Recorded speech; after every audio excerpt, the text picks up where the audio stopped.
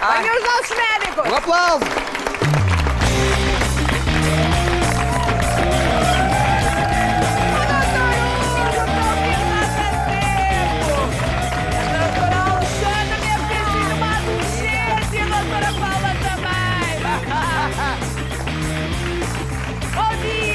Bons dias, bons dias. Vamos passar às apresentações. Muito bem. Ora, hoje contamos com a presença do nosso médico pediatra, que já andava aqui desaparecido há algum tempo, o Dr. Rodrigo. Da médica dermatologista Alexandra Osório. Olá, senhora doutora, bem-vinda. E da médica ginecologista, a doutora Paula Ramoa. Muito bem, hoje temos Viana, Lisboa e Porto. Hoje temos tudo. Hoje temos tudo. Temos tudo. Bom, antes de entrarmos na consulta de querida saúde propriamente dita, fomos para a rua tentar perceber se os portugueses sabem o que é dizer puberdade. O que é? Puberdade é a época que permeia entre a infância e a adolescência. Penso que seja uma fase da vida, o corpo está em transformações, uma fase da adolescência. É a fase em que qualquer jovem entra, em que começam as hormonas a entrar em funcionamento e o corpo começa a sofrer as alterações. Penso que seja a partir dos 12 até aos 22, 25. Deve ser a fase pior que pelo menos uma mulher pode ter. É aquela fase de mudança no corpo, na cabeça. As raparigas começam os primeiros sinais de penugem na pele e também os seios começam a despontar. A cara, principalmente, o corpo em si, começamos a sentir algumas diferenças. O aparecimento do pelo a barba começa a crescer, o acne. As raparigas é os seios, é o acne, é tudo. O crescimento dos peitos. A menstruação? Sim, também, essa fase horrível. Para muitas é realmente uma euforia, para outras não. Também é a constatação da idade fértil. Não comem, não têm atenção ao estudo, alguns são rebeldes com os pais, a família. Falo por experiência própria, fechei-me bastante nesta fase. Hoje em dia também existe muita informação disponível e acho que devem de conversar e falar. É melhor assim, filha, porque nós antigamente éramos umas inúteis, nós não sabíamos nada. Que tenham paciência, levem as coisas com calma, porque eles também não têm culpa. Tem que se ir apalpando terreno para ver, mas sim, a falar abertamente, é a melhor maneira. As pessoas sabem o que é, porque todos os que foram inquiridos já viveram a fase. Mas olha, esta frase ficou. A constatação da idade fértil. Exatamente. Ora, como lhe dissemos, hoje os nossos especialistas vão ajudar-nos a perceber o que é esta puberdade. Vamos começar por falar sobre alterações no corpo. E a verdade é que essas alterações não são as mesmas para rapazes e para as raparigas. É assim, não é, Dr. Hugo? É verdade. E agora com esta entrevista nós percebemos que às vezes as pessoas baralham um bocadinho o que é a puberdade e o que é a adolescência. Sim.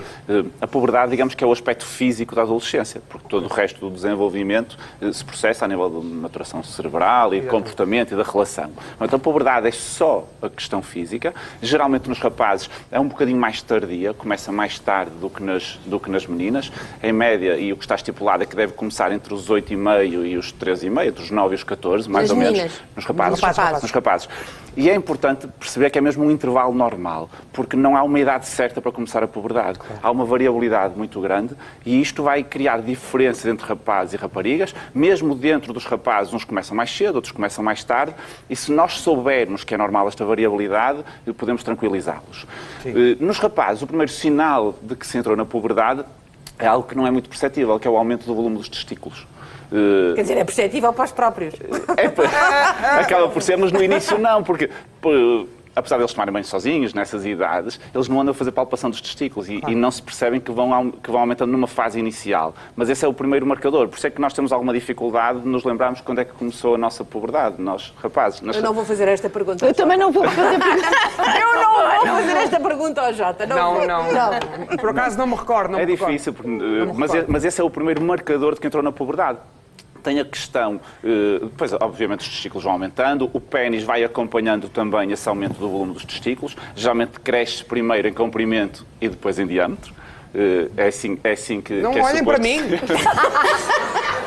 Eu estou a olhar para ti espera porque que eu diga estás à alguma minha coisa. frente.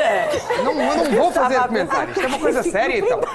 É assim que é suposto decorrer, e mais ou menos por volta dos 16 anos em média, o desenvolvimento genital, digamos assim, será semelhante ao do adulto. Em paralelo com isto, vão surgindo também os pelos. Eu vi uma senhora que disse que era a penugem. Realmente, começam a surgir uns pelos fininhos, depois começam a engrossar, a ficar mais compridos, na região genital e debaixo dos braços. A grande diferença é que isto não é propriamente um marcador de puberdade. Estes pelos surgem porque começam a funcionar umas glândulas que estão acima dos rins, que se chamam glândulas suprarrenais. Também começam a entrar em funcionamento na puberdade, mas não é um marcador de puberdade. E, portanto, o marcador é mesmo a questão do aumento dos testículos nos rapazes. E depois temos o pico de crescimento que acontece, que geralmente nos rapazes surge mais tarde do que nas raparigas.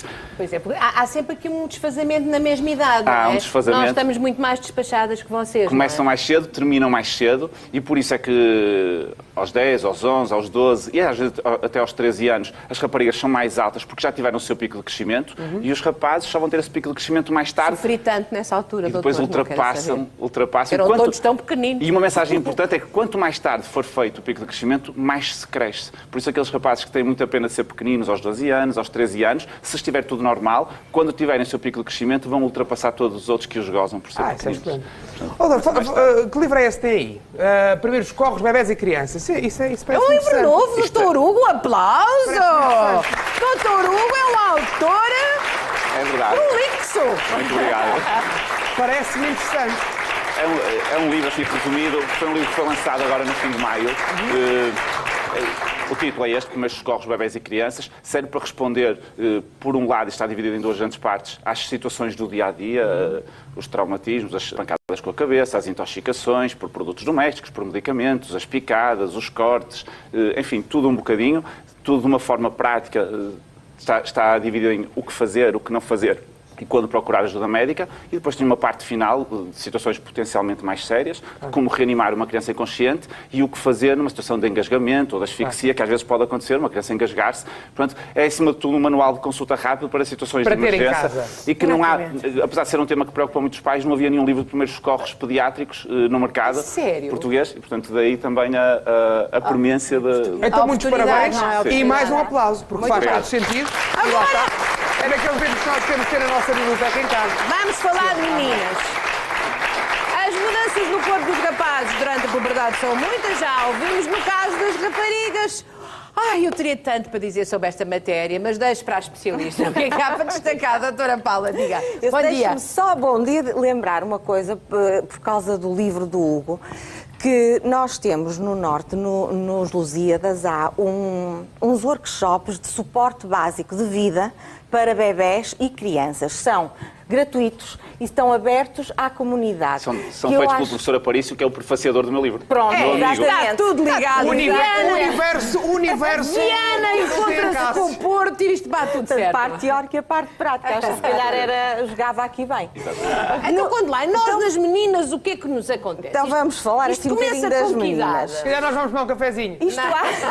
Coitados. Portanto, a idade média de puberdade nas raparigas é entre os 8 e os 12 anos. Não quer dizer que, por exemplo, uma menina começa a aparecer com os pelinhos púbicos entre os 6 e os 8 seja completamente anormal. Não é. Okay. Temos que olhar para a genética da família, e isso é muito importante, e para o contexto em que aquela criança vive, porque muitas vezes isto acontece e não é sinal de doença. Portanto, não é preciso ir atrás de absolutamente nada. De facto, a puberdade é um conceito, em termos restritos, tem a ver com o que o Dr. Hugo disse, tem a ver com o aparecimento das mudanças que são mudanças visíveis, nomeadamente a mudança de estatura, portanto, um aumento de estatura. Cresce, não é? Cresce, a criança começa a crescer e começam-se a modificar os caracteres, ou começam a aparecer os caracteres sexuais secundários. Esses caracteres sexuais secundários têm a ver com o aparecimento de uma espécie de uns nódulozinhos por baixo dos mamilos, certo? E, a seguir, começa a haver um crescimento da mama. Em simultâneo, ou logo a seguir, começam a aparecer, então, os pelos púbicos. Isto pode não coexistir. no mesmo tempo e não quer dizer que esteja algo de errado. Isto porque é uma coisa que preocupa as mães. E também não tem que ser simétrico. Portanto, muitas vezes nasce primeiro um carocinho numa mama e as mães ficam muito preocupadas porque pensam que é um caroço da mama. E não é. Claro. É o aparecimento da glândula, o início, e só depois é que aparece do outro lado e só depois, então, é que aquelas glândulas vão atingir, portanto, o seu tamanho maior e a simetria. Claro. Às vezes mantém-se a simetria e, nesse caso, a criança deve ser direcionada para um pediatra ou, às vezes, até para cirurgia pediátrica, porque pode-se dever a uma escoliose, por exemplo, da coluna, ou então uma assimetria do tórax, e isso já são casos um bocadinho mais graves, e, portanto, quando a ginecologista ou o clínico geral detecta uma situação dessas, é bom que uma situação e que persiste, é bom que a oriente. Claro. Pronto. Os pelos podem acontecer em simultâneo ou podem acontecer antes ou depois. Porquê? Porque o aparecimento da mama e o aparecimento dos pelinhos têm uma origem completamente diferente. Portanto, a mama está dependente da presença de estrogénios no organismo, portanto, do desenvolvimento do sistema nervoso central que vai estimular as gónadas a produzirem essas hormonas, enquanto que os pelinhos, como o Dr. Hugo disse, têm a ver com as glândulas suprarrenais e a maturação dessas glândulas, que vão segredar umas hormonas que também existem nas meninas, embora em menor quantidade, que são precursoras da testosterona. E essas hormonas vão fazer surgir, então, os pelinhos púbicos, devagarinho, e depois vão se alastrando às restantes zonas, e são também responsáveis por um assunto que a doutora Alexandra vai falar, que é pelo acne. Então, olha, é já. Vamos engatar. Muito obrigado, vamos já doutora, aproveitar o gancho, não é? Portanto... Vamos ao acne. Vamos ao acne. Doutora... Ai, agora esqueci o seu nome. Alexandra. Xaninha, quer ver? Xaninha? Não. Está bonito. Está bonito, está bonito. Então, estamos na puberdade, era assim. O problema é que o Jota aqui ainda não saiu da puberdade. Já não tem acne, mas ainda não saiu. Por acaso eu tive. Tiveste, mas não tens marcas. Mas tive, mas não muito. Mas... Porquê que umas pessoas têm tanto e outras nem por isso? É genética. É um padrão familiar. Há uns que têm mais, outros que têm menos. Mas, portanto, borbulhas com pus, pontos negros, infecções na cara, cicatrizes na cara, tudo isto é acne. Tem a ver com estas alterações hormonais que fazem umas alterações na pele. Aqui temos um acne inflamatório, temos ali uma borbulha com pus e normalmente acontece em 81% dos adolescentes, mas também existe a acne adulto. Aqui temos um acne do mesmo tipo, inflamatório, portanto está encarnado, está inflamado, está infectado, a pele tem cicatrizes ali à volta, que são umas depressões, e acontece em 41% também das mulheres na idade adulta, também por outras causas. É claro que isto tem tudo a ver com as hormonas, com os androgénios, que vão alterar algumas características da pele, nomeadamente vão tornar a pele à superfície muito grossa. E nós temos umas glândulas sebáceas que têm um canalículo que vem até à superfície da pele para hidratar a pele, não é? Porque aquilo vem cá para fora, mais as glândulas sudoríparas misturam-se o líquido mais a gordurinha para hidratar a pele. O que acontece é que existe, devido à influência das hormonas, uma diminuição ou um déficit total de uma enzima que vai fluidificar, o seu objetivo é fluidificar a produção desse sebo, para o sebo conseguir vir pelo canalículo fora até à superfície. O que acontece é que aquilo fica compacto. Como não há enzima, fica compacto.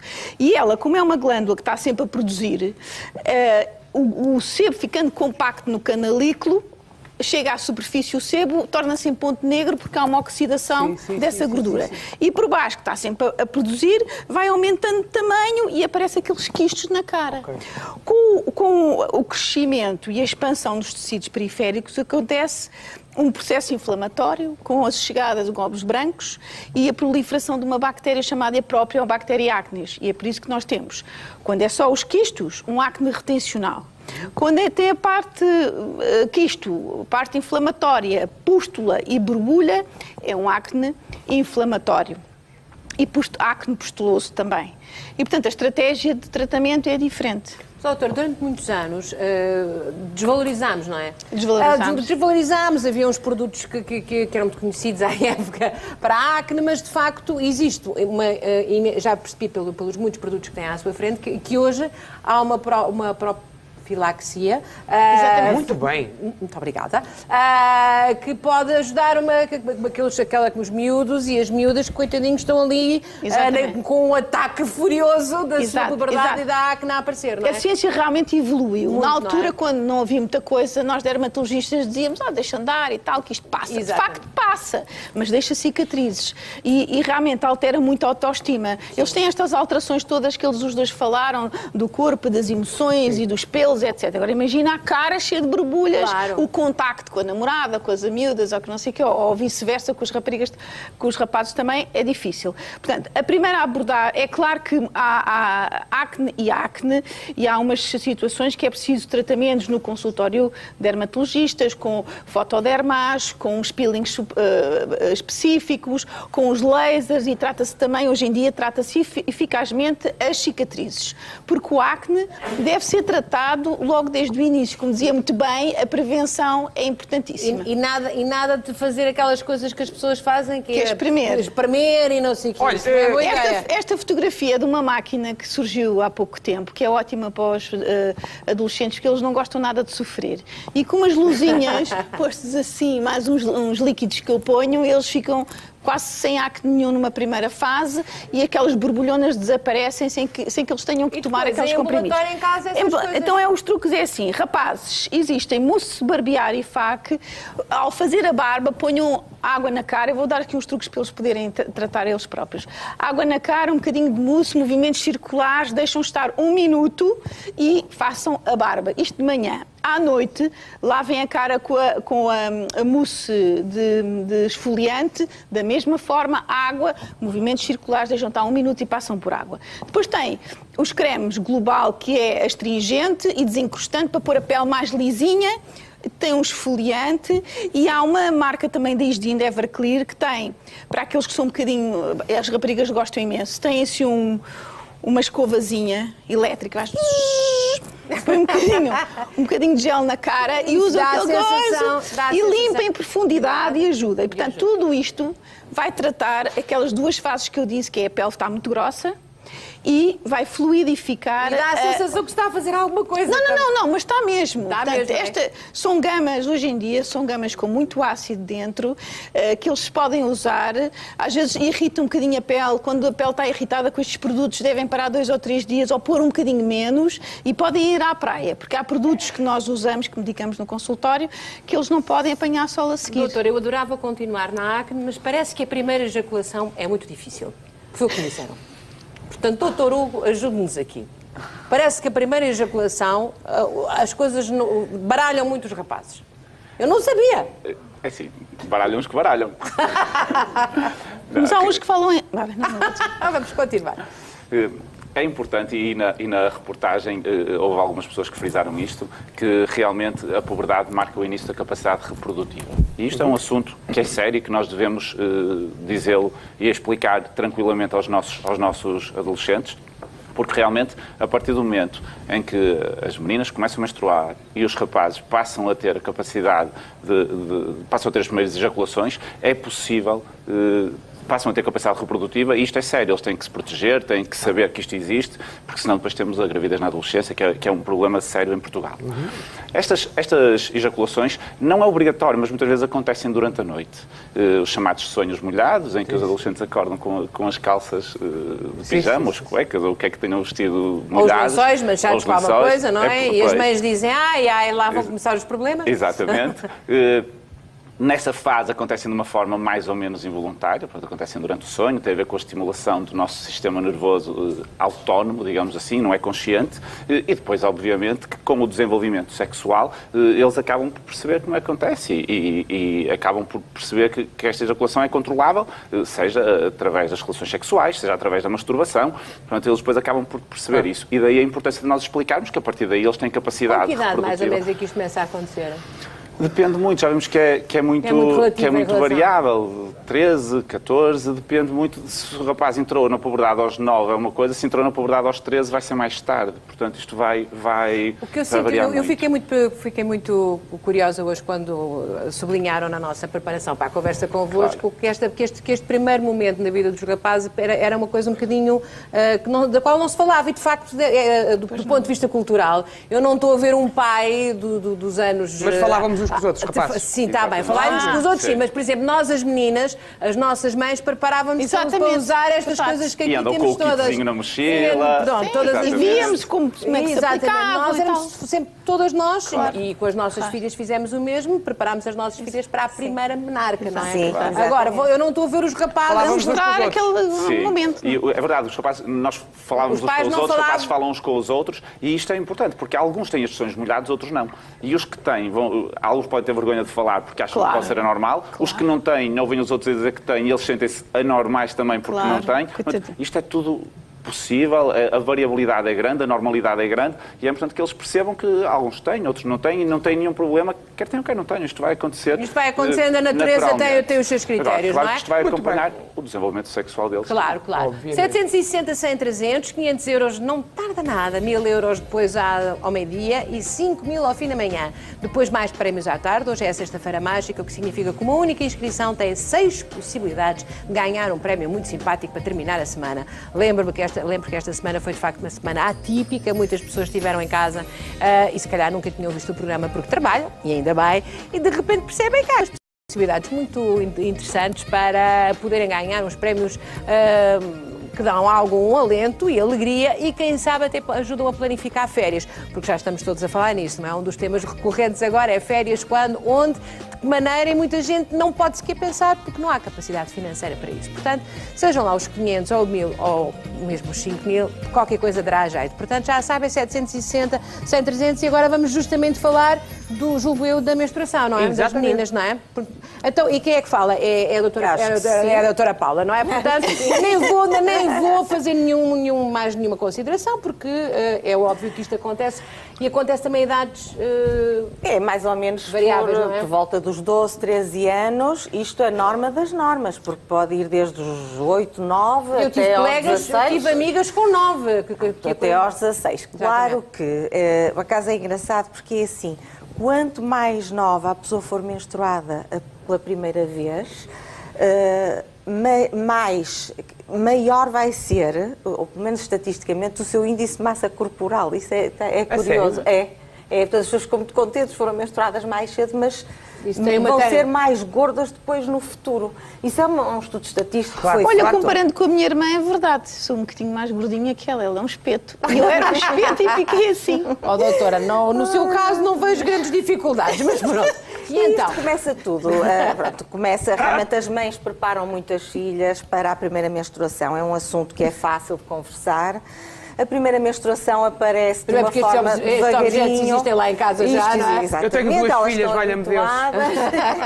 Aparece de forma lenta, normalmente, umas pinguinhas no início, mas não há nenhum padrão específico. É isso que eu quero que as pessoas percebam. Portanto, não...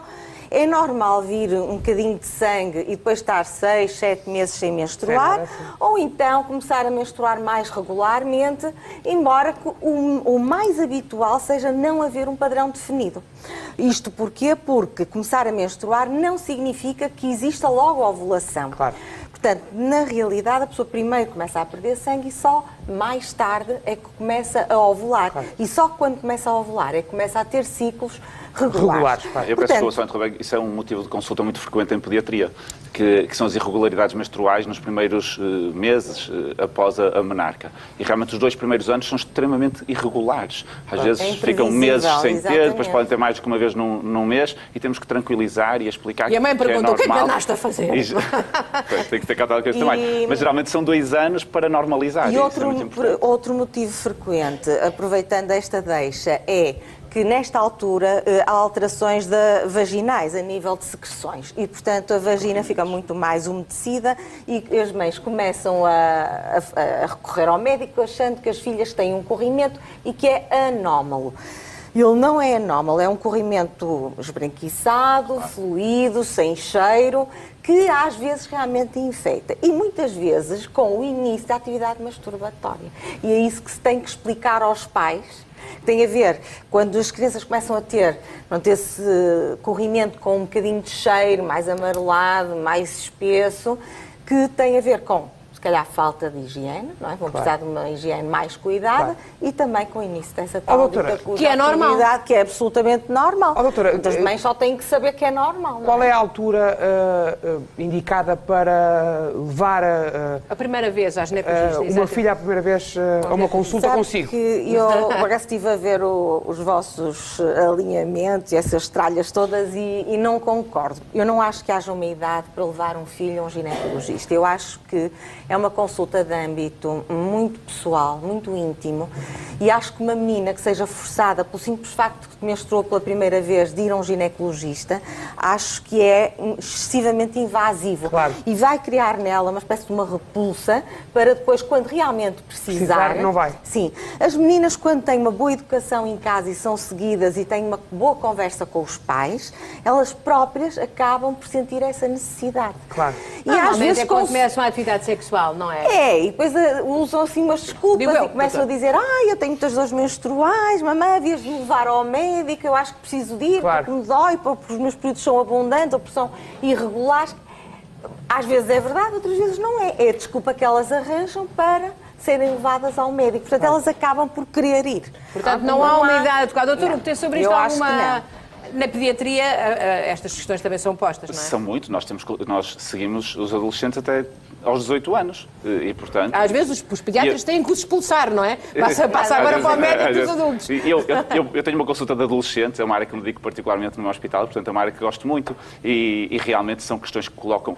Muitas vezes eles falam abertamente disto e faz sentido, acima de tudo, é eles confiarem em nós e perceberem que podem conversar connosco a sós, sem quebrar a confidencialidade, que isto é algo muito importante na adolescência e que vai fazer com que eles, ao confiar em nós, vão manifestar as suas preocupações e até nós, às vezes, servirmos de encaminhamento para uma consulta de especialidades, ginecologia, porque até, às vezes, pactuando um bocadinho nos jogos, realmente, tem muitas dores menstruais, mais vale ir. Por isso é quando estava a dizer que é importante explicar. Para isso emparelhamos muito. Exatamente. E explicar. Porque é importante. Acho que há coisas às vezes um bocadinho mais técnicas. Para ver um corrimento, ele normalmente manda, não é? Sim. Portanto, há assim coisas mais técnicas que enviamos um ao outro. Nós temos que ser parceiros, fazer a espargata para uns e para outros e ser parceiros. O que é isso? Isto são os tampões, porque é outra pergunta, outra causa frequente de consulta. Em idades muito jovens, as meninas podem usar tampões. Podem usar tampões. O tampão não acaba com... Não dá cabo da virgindade. Não dá cabo da virgindade. É uma forma extremamente... Pronto, está-me a atrapalhar. Tem um cronómetro. É muito higiênico, sobretudo para quem faz desporto, para quem vai à praia, tudo. E outra coisa, não usar os pensos diários por rotina, porque isto é altamente alergénico. Portanto, erradicar pensos diários, usar só pensos normais para a menstruação ou os tampões. São perfeitamente. Eu ficava aqui a conversar com e tenho a certeza que aqui temos muitas perguntas, mas não pode ser. Ora então... Deixa-me só falar rapidamente no e-mail dos nossos médicos, queridasaúde@sic.pt. Se tiver alguma dúvida, alguma pergunta, alguma sugestão, é para este e-mail que deverá então enviar essas dúvidas e essas sugestões e tudo mais. Doutor, muito obrigado, um bom fim de semana. Cuidado, vai estar muito calor. Vai estar muito calor. Ora, para ir à praia, 50 segundos, com 760, 100, 300. Vamos andando para ali, se faz favor. 760, 100, 300. Temos 500 euros para dar.